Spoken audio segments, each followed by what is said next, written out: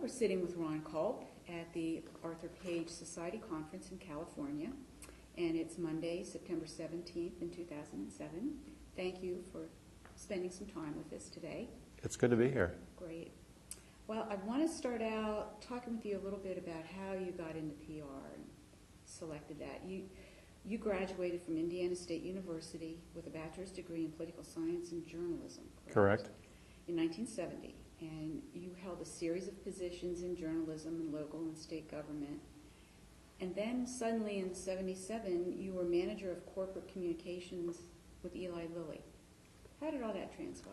Well, it is an interesting story. In fact, that I started out as a newspaper reporter, as you say, and then a friend who was in politics at the time in Indiana got me involved in a political campaign for a congressional candidate.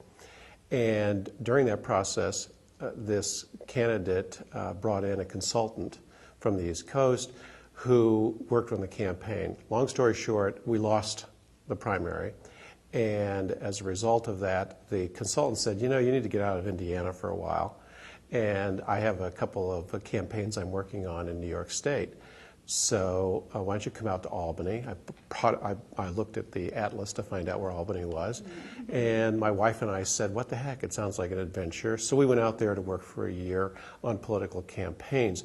This was in the 1972 period when Nixon was running for re-election and Republicans were very much in control. Matter of fact, as a result of that election, in New York State, the governorship under Nelson Rockefeller and both houses of the legislature were both Republican. Then what happened is in 1974, Watergate occurs and things change. And so we went from being the majority power, where I ran a large public relations organization by then within the New York State Assembly, to being in the minority, where we had to then say, excuse me, can we get some service over here?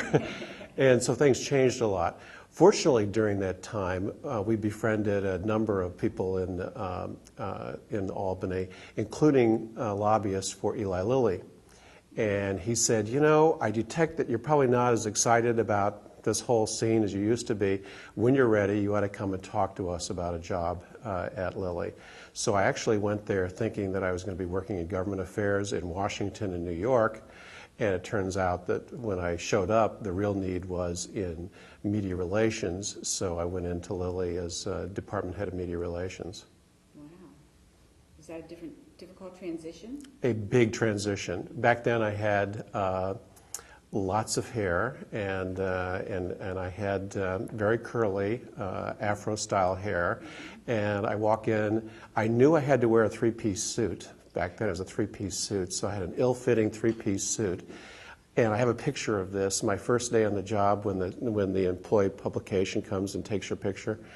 And so I'm sitting there with this three-piece suit, very tight, a vest on, and an afro.